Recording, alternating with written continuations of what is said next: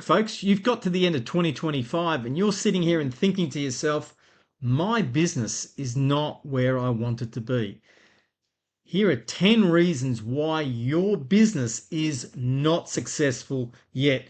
And this is brought to you by Gary Ryan, one of the power duo of 10X Business Coaches Down Under with my business partner, Alison Wheeler. So I'm Gary Ryan presenting this on behalf of both of us.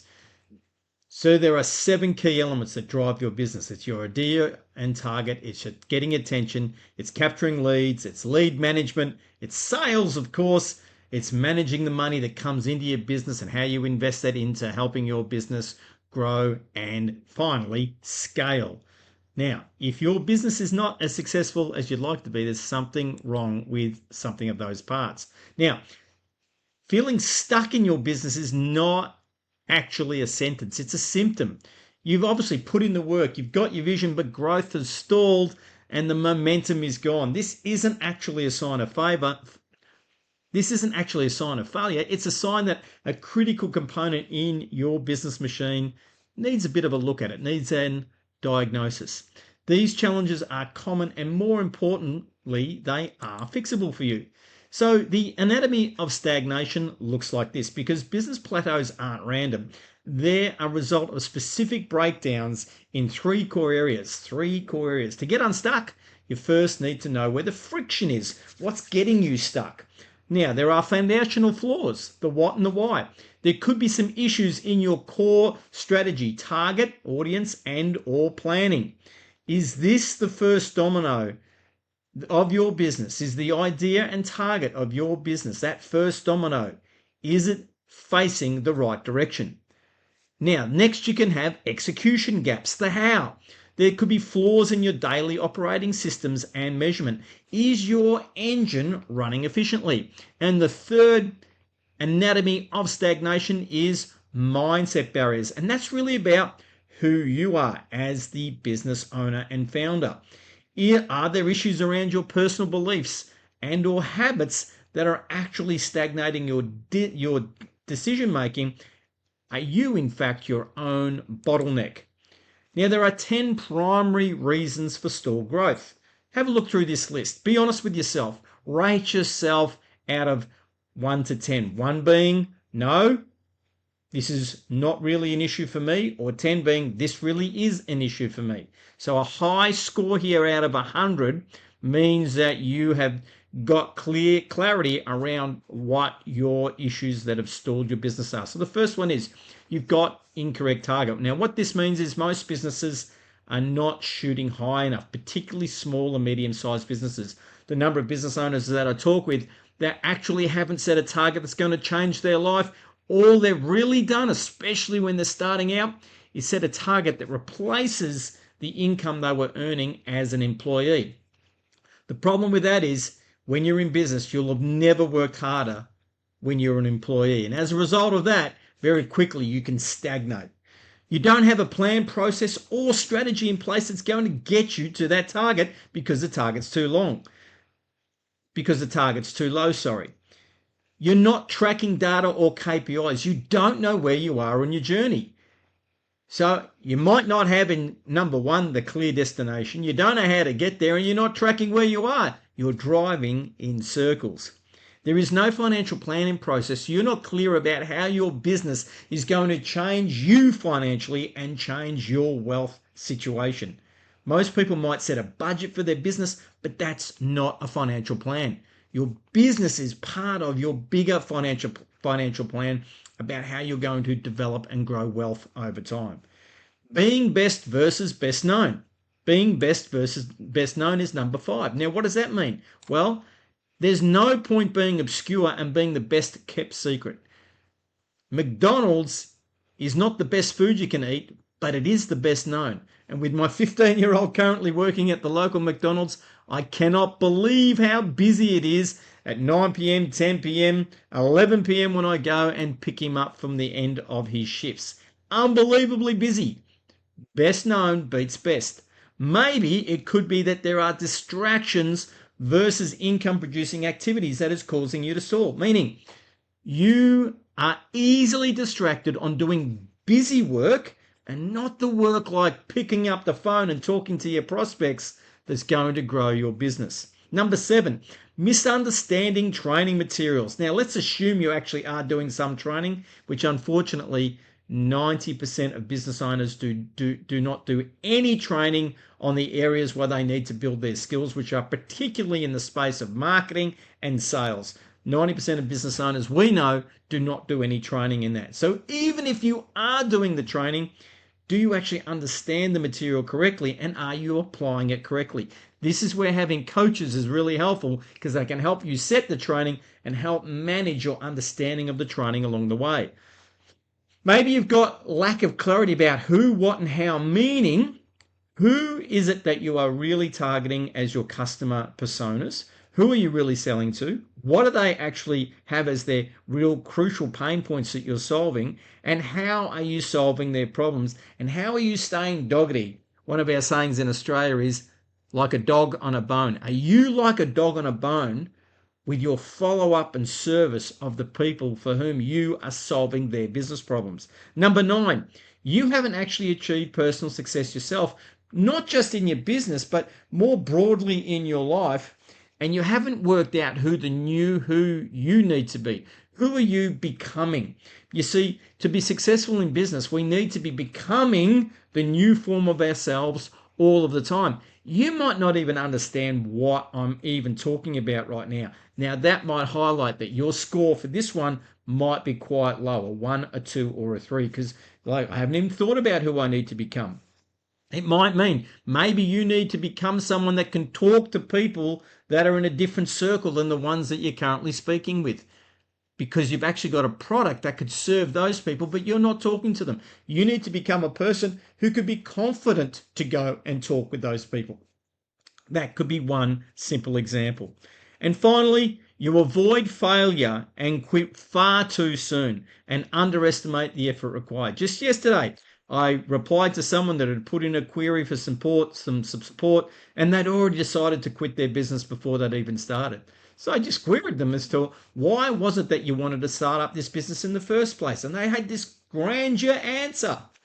But as soon as someone came along with a job offer, they took the job and they parked their business idea, because really they didn't understand the effort that was going to be required, and they got scared, to be quite honest. They retreated back from their idea. They quit their business idea. And maybe in that particular instance, there might only be a small window of opportunity for that business to be born and to thrive before someone else comes along and does it.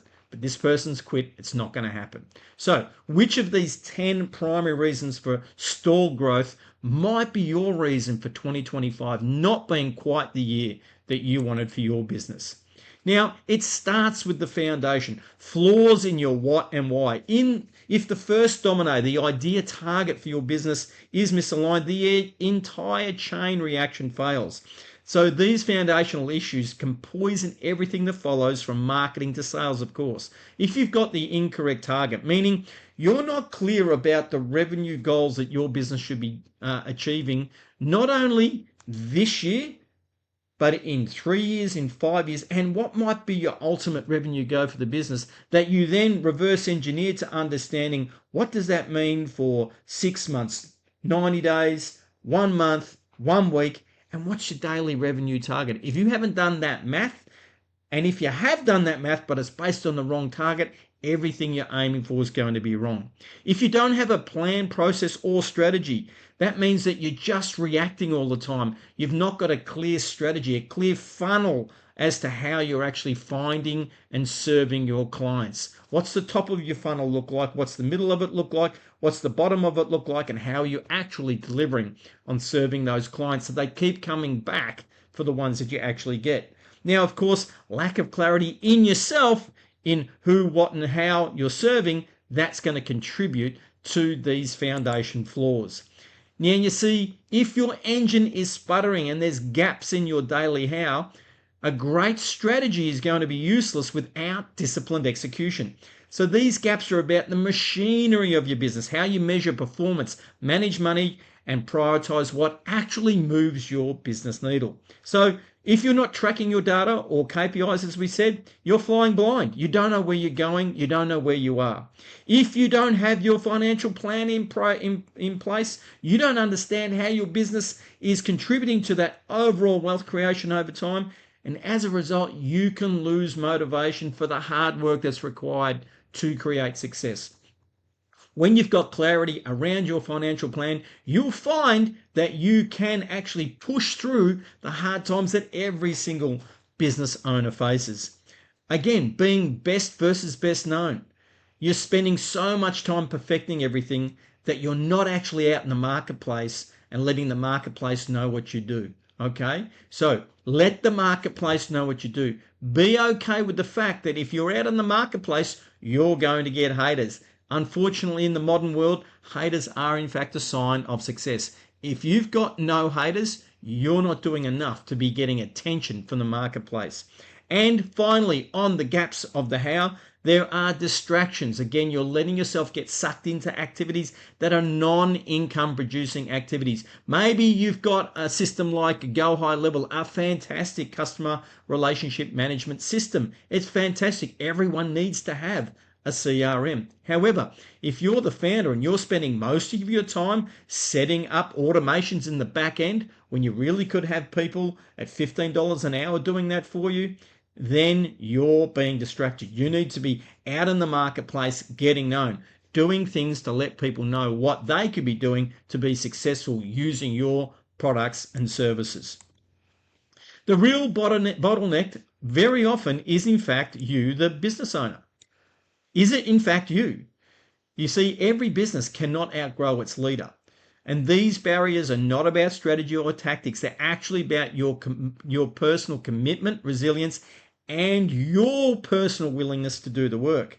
So maybe this is where that misunderstanding of training materials kicks in, where you don't really understand what you're doing. You go past things that you don't understand and you pretend that you do when in fact you don't. That's going to affect your execution. When you haven't really achieved that personal success because you don't follow through with things and see things through. So these can be many things outside of what might be traditionally business. For example, I completed 11 marathons. I did a 100-kilometer Oxfam trail walker. I've completed 3 degrees. I have done so many things around book publishing. I've published 8 books, 7 of which have been bestsellers. These are all significant completions, things that give me personal success. You know, raising 5 children, 4 of whom are now adults. These are success metrics, if you like, signs and indicators of personal achievement. What are yours? And are you someone that starts something and quits and starts something and quits and starts something and quits? You don't build the resilience to push through. Are you, in fact, your barrier to your own business success? So we've got the problems that we've discussed. What's the solution? So we want to shift from diagnosis to action. Now, of course, recognizing the problem first is absolutely critical. Now let's focus on the cure. For each category of failure, there is, in fact, a clear, actionable prescription for success. So prescription number 1 is gain unshakable clarity on your target and value. Stop guessing. A successful business is built on a series of correct answers to fundamental questions. If you can't answer these questions, really nothing else matters. So what is your idea and your target? What would change for you personally and professionally if you hit that target? What are you willing to do to reach that target? Clear about what your target is for this year, the next 90 days, 1 month, 1 week, and 1 day. Let's do the math. The math creates the path to your success. And what is your value proposition? What do you actually do? Who do you want to target and who do you do it for? And what differentiates you? What makes you unique in your unique selling proposition from your competition? And how do you want to be perceived by the marketplace? Do the work, answer these questions. Prescription number 2, measure what matters and execute with discipline. Success is actually a math problem in business. So stop guessing and start tracking the numbers that drive your revenue. What isn't measured really can't be improved. So, are you daily tracking your total leads? The percentage of book calls from total leads, if that's relevant to you. The percentage of calls show up. You want to be getting 80% plus if you can. What are you doing to help people show up after they make a booking with you? We've got techniques that we teach people through our Scale Fast program and through the business coaching that Alison Wheeler and I do. What is your percentage sales conversion benchmark? Is it 50%? Around about there? Interestingly, if you sit there and say, I've got 100% sales conversion, Gary, then you've actually got a problem with your business. Reach out and contact me. Let's discuss what that problem is. And one of those problems is going to be you're probably too cheap, and or you're not asking the question often enough of people, have you heard enough to make a decision to buy my services? And percentage of total leads to conversion, the benchmark there is 5% plus. Your essential KPIs includes things like lead response time, like when someone actually inquires to you, how quickly are you responding to them? You'd be amazed at the difference 5 minutes makes compared to 24 hours. You don't want to be at the 24-hour plus mark. Outbound calls and emails, appointment set, closed deals, and average deal matters. When you know this data, when you've got your average deal value, for example, you're able to use this to really hone in on what are the levers I need to pull to help my business grow and push through that stagnation it may have experienced this year. Prescription number 3 is commit to massive action and relentless learning. This is why with our Scale Fast program, we've got over 100 hours worth of content in a very structured way around from the mindset that's required for business success, right through from the ideas and targets to attention to leads, to lead management, to sales management, how you're setting yourself up to then be able to scale your business. So motivation doesn't create the action. Action creates motivation. That's how that works. The antidote to fear about your business and procrastination and misunderstanding is to actually move, and ideally move the needle, folks. Choose the 4th level of action and commit to the cycle of learning through doing. The 4 levels of action are do nothing, retreat, take normal levels of action, or as we teach, take massive levels of action. The more you act and the more you're committed, the more disciplined you get. That's where motivation comes from. And over on the right-hand side, you get information, experience, and knowledge in the learning leap.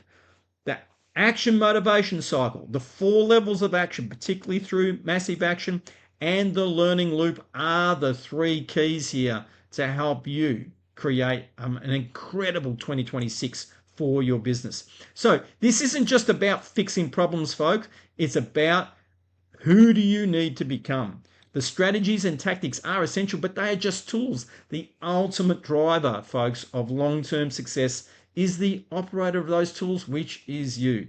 The final step is to build the traits that define high performance. And what are those traits? Well, the profile of a successful leader, the world's most successful business people with over $10 million of revenue, they're not lucky people, they're disciplined people.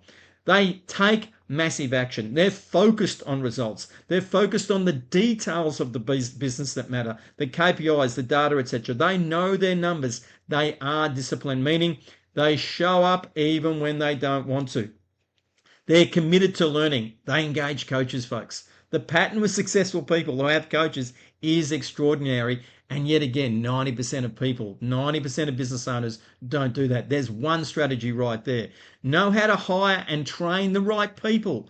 They're persistent. They're resilient through the hard times, especially when maybe you've gone through that process of getting who you thought were the right people and it didn't work out. They have the courage, the discipline to not let people stay that aren't working out. And they also have the discipline to know who's sitting, in inverted commas, on the bench for them to go and recruit to replace people as they need them.